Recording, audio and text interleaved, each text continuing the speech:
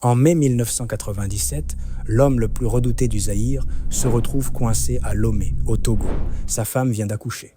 Et pendant qu'il attend dans cet hôtel, à des milliers de kilomètres, le régime qu'il a servi pendant 32 ans s'effondre en une nuit.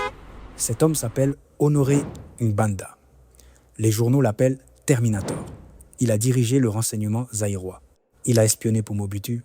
Il a négocié pour Mobutu. Il sait des choses que personne d'autre ne sait. Et pourtant, après la chute, personne ne l'a retrouvé. Pendant 24 ans, il a vécu sous une identité cachée, quelque part en Europe. Aujourd'hui, voici ce que les archives, les documents judiciaires et les témoins révèlent vraiment sur l'homme qui connaissait tous les secrets du Zaïre.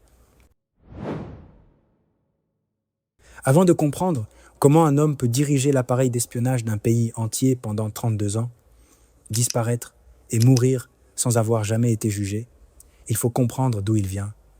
Honoré Ngbanda naît en 1946 à Lissala, la même ville que Mobutu. Cette coïncidence géographique, elle n'est pas anodine.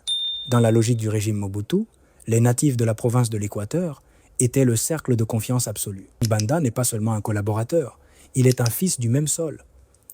En 1972, il sort diplômé de philosophie de l'université de Kinshasa. C'est la même année où il entre au Centre national de documentation, le CND, le cœur du renseignement zaïrois. Un philosophe qui devient espion. C'est ça qui rend le personnage fascinant. Bon, en 1975, à 29 ans, il est déjà directeur des opérations. Sa première mission connue, rapatrier des rebelles zaïrois réfugiés en Ouganda et en Tanzanie. En clair, aller chercher les ennemis de Mobutu là où ils se cachent et les ramener au Zaïre. Tu imagines ce que ça signifie pour ceux qui sont ramenés entre 1976 et 1979. Il est premier conseiller à l'ambassade zaïroise à Bruxelles. Sa mission réelle, surveiller les opposants congolais en Belgique. Les intellectuels, les syndicalistes, les journalistes qui critiquent Mobutu depuis l'Europe, il construit leurs dossiers, il cartographie les dissidences. Et là, 1982, arrive la mission qui va tout changer pour lui. Il est envoyé à Tel Aviv. Sa mission, rouvrir l'ambassade zaïroise en Israël. Entre 1983 et 1985, il est ambassadeur extraordinaire du Zaïre en Israël. C'est là qu'il devient vraiment ce qu'il sera. Parce que dans les années 1980, Israël est l'une des principales puissances mondiales de formation des services de renseignement africains.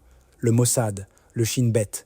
Ngbanda est là, sur place, pendant 2 ans, ce qu'il y apprend précisément aucune source ne l'a documenté complètement. Et c'est précisément là que commence l'ombre. En 1985, Mobutu le rappelle et lui confie le poste le plus puissant du système d'espionnage zaïrois, administrateur général de l'Agence nationale de documentation, l'AND. De 1985 à 1990, il est le chef de tous les espions du Zaïre. Réfléchis à ce que ça représente. Il a accès aux écoutes téléphoniques des ministres, des généraux, des opposants, des ambassadeurs étrangers. Il sait qui trahit qui, il sait qui dort où, il sait qui a de l'argent à l'étranger. Dans le Zaïre de Mobutu, c'est une puissance absolue. Et puis 11 mai 1990, nuit du 11 au 12 mai, Université de Lubumbashi, des étudiants sont tués sur le campus. Des témoins et des organisations de droits humains parlent de dizaines de victimes. Le gouvernement zaïrois reconnaît officiellement un mort et quelques blessés. Amnesty International évoque 50 morts. Le bilan exact, aujourd'hui encore, reste contesté. Ngbanda est officiellement mis en cause. Sa défense, il n'était plus à la tête de l'Inde. Au moment des faits, il venait d'être transféré comme conseiller politique. Ce point est exact selon les chronologies disponibles. Mais la DSP, la division spéciale présidentielle, unité accusée des violences, répond directement au président et à ses conseillers. La ligne de responsabilité reste floue et elle le restera. Ce qu'on sait avec certitude, le surnom Terminator ne lui est pas donné par ses ennemis au hasard. Il le porte depuis cette période. Et lui, il ne l'a jamais vraiment contesté publiquement.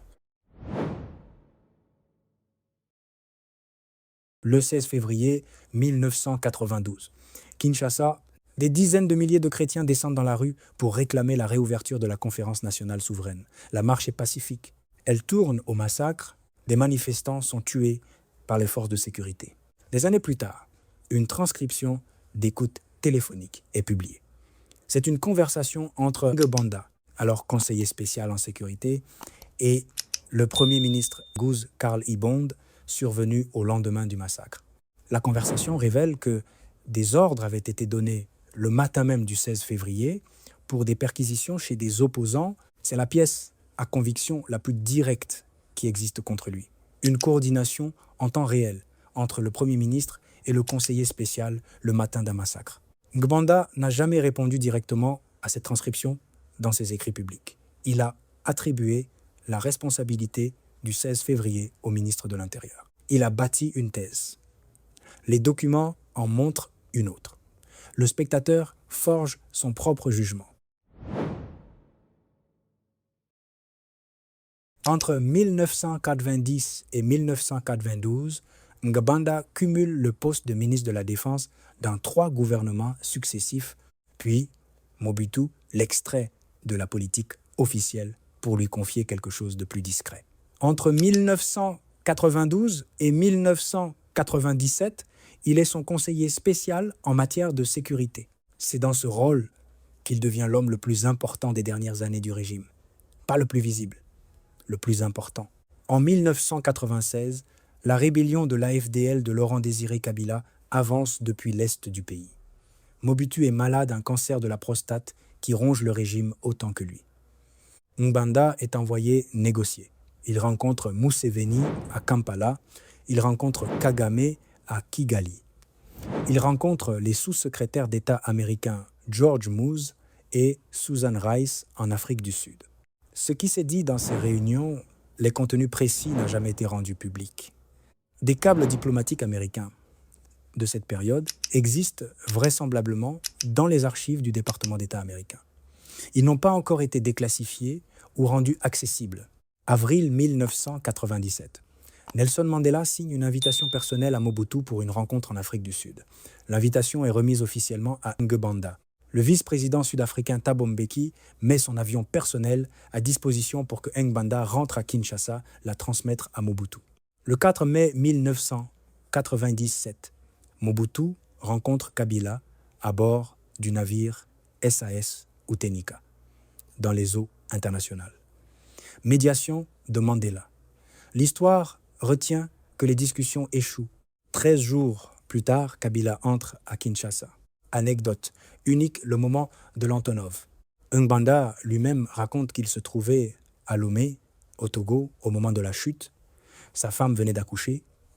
Quand Mobutu atterrit à Lomé dans sa fuite, Ngbanda est là et Mobutu, selon son propre récit, se jette dans ses bras en disant « Honoré si je t'avais écouté ». C'est une phrase que lui seul rapporte. Elle n'est corroborée par aucun autre témoin présent. Mais elle résume toute sa posture publique depuis 1997, celle de l'homme qui savait, qui avait prévenu et qu'on n'a pas écouté. Après la chute, Ngbanda s'exile en Europe-France, selon les sources disponibles sous une identité dissimulée. Jeune Afrique, qui le retrouve en 2017, écrit qu'il ne paraissait que virtuellement, face caméra, sur fond d'incrustation dissimulant sa véritable localisation. Il écrit 2 livres. En 1998, Ainsi sonne le glas les derniers jours du maréchal Mobutu. En 2004, crime organisé en Afrique centrale, où il accuse des réseaux internationaux, des multinationales minières et des chefs d'État de prédation sur le Congo post-Mobutu. En 2005, il fonde à Paris la PARECO, l'Alliance des Patriotes pour la refondation du Congo. Il continue à s'adresser à la diaspora congolaise, principalement en lingala, depuis des vidéos YouTube où son visage est visible mais son lieu inconnu. En 2020, un collectif dépose un signalement au parquet de Paris contre lui pour incitation à la haine raciale des vidéos dans lesquelles il compare des membres de l'ethnie Tutsi à des rats et des chats. La procédure judiciaire est en cours au moment où il meurt. Le 20 et 1 mars 2021, Honoré Ngbanda meurt au Maroc. Il avait 74 ans, la cause du décès reste disputée. Covid, un œuf selon une source hospitalière. Cancer de la prostate selon la famille. Sabotage médical selon son petit-neveu Henri-Paul Vongbo. Aucun acte de décès officiel n'a été rendu public.